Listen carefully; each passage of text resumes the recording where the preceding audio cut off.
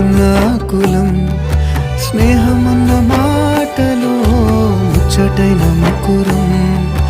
అందమైన జీవితం పంచుకున్న దోస్తులం బాధలెన్ని చేరినా బెదిరిపోని మిత్రులం